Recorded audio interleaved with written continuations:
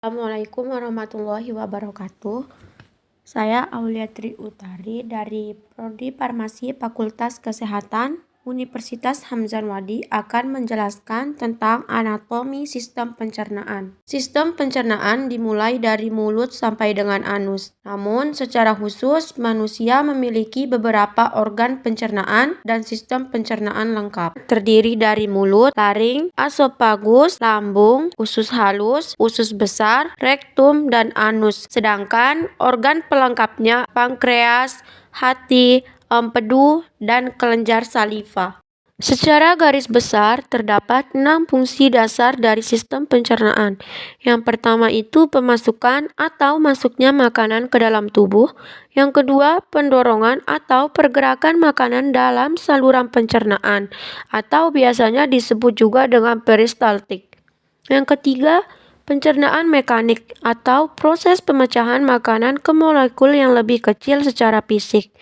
Yang keempat, pencernaan kimiawi yaitu hidrolisis secara enzimatik dari molekul makanan menjadi zat yang dapat diserap ke dalam tubuh, seperti monosakarida, asam amino, dan asam lemak. Yang kelima adalah penyerapan.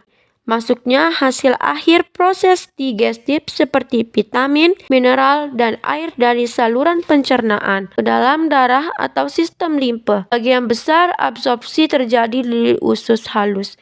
Dan yang terakhir adalah defekasi, yaitu proses pembuangan material yang tidak tercerna sebagai feses. Makanan yang dimulai dari rongga mulut. Di rongga mulut terdapat beberapa organ pembantu, antara lain gigi, lidah, dan kelenjar saliva atau air liur yang dihasilkan dari kelenjar parotip. Lokasi air liur berada pada kelenjar sublingual dan kelenjar submandibular.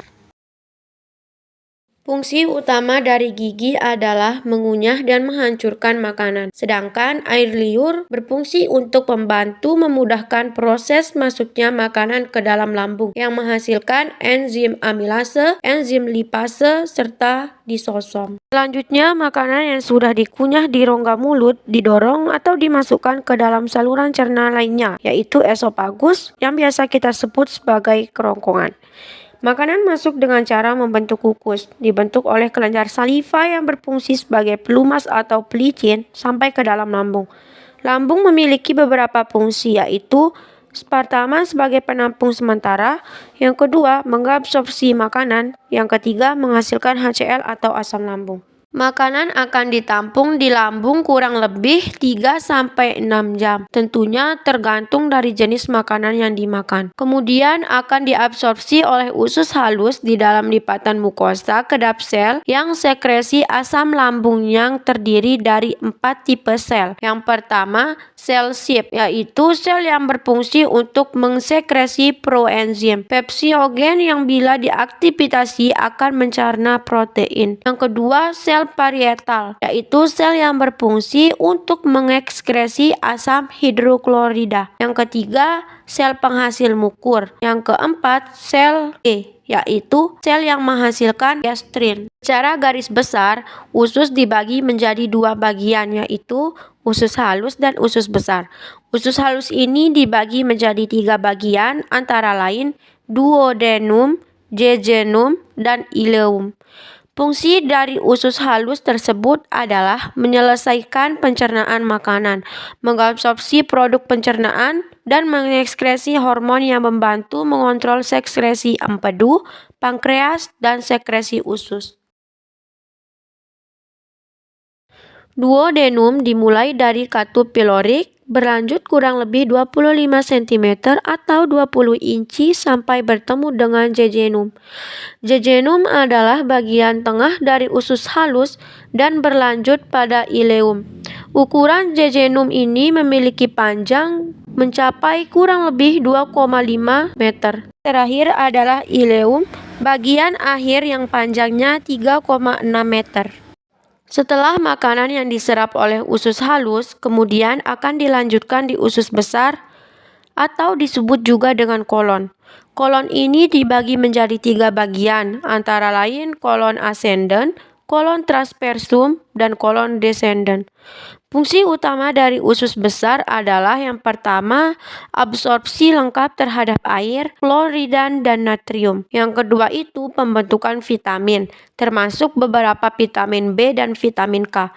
Yang ketiga itu pembentukan feses, dan yang terakhir adalah pengeluaran feses ke rektum. Kita bahas organ-organ pelengkap sistem pencernaan. Kita bahas fungsi dari hepar terlebih dahulu. Fungsi dari hepar yang pertama adalah mengubah zat makanan yang diabsorpsi dari usus yang dideposit dalam tubuh kemudian dikeluarkan sesuai dengan pemakaian jaringan. Kemudian yang kedua adalah mengubah zat buangan dari bahan racun untuk disekresi dalam empedu dan urin. Yang terakhir adalah menghasilkan enzim glikogenik yang mengubah glukosa menjadi glikogen. Organ pelengkap sistem pencernaan yang kedua adalah empedu. Adapun fungsi empedu adalah yang pertama sekresi empedu itu tersendiri. Yang kedua, pembentukan ureum atau asam amino di hati diubah menjadi ureum disekresikan ke dalam bentuk urin. Yang ketiga, menyiapkan lemak untuk penyerapan terakhir asam bikarbonat dan air. Yang keempat, produksi sel darah merah. Yang kelima, getah empedu. Yang keenam, mengosongkan isi selama proses pencernaan berlangsung di intestin atau sistem pencernaan. Yang ketujuh, pengosongan empedu dirangsang oleh hormon kolesistokinin. Yang kedelapan, selama dalam kantung empedu mengalami pemekatan melalui absorpsi air. Kesembilan, memekatkan cairan empedu untuk memberi pH sesuai dengan pH optimum enzim usus halus.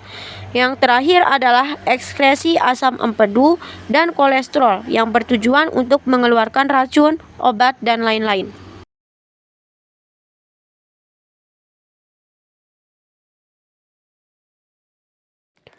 Selanjutnya adalah organ pankreas.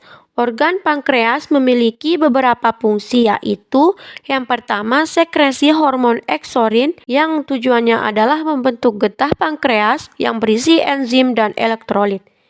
Yang kedua, sekresi endokrin yaitu menghasilkan hormon insulin. Kemudian yang ketiga adalah ekskresi internal. Yang keempat adalah sekresi eksternal. Dan yang terakhir adalah merangsang kultur pankreas menghasilkan cairan yang alkalis. Di sisi lain, proses pencernaan makanan sering juga disebut sebagai proses metabolisme, di mana hal ini juga biasa disebut dengan proses kimiawi yang terjadi di dalam tubuh. Terdapat dua cara metabolisme. Yang pertama, anabolisme, yang kedua adalah katabolisme. Katabolisme adalah proses penguraian untuk pemecahan senyawa organik kompleks menjadi sederhana. Katabolisme meliputi respirasi aerob dan fermentasi anaerob. Sedangkan anabolisme adalah proses pembentukan senyawa organik sederhana menjadi makromolekuler.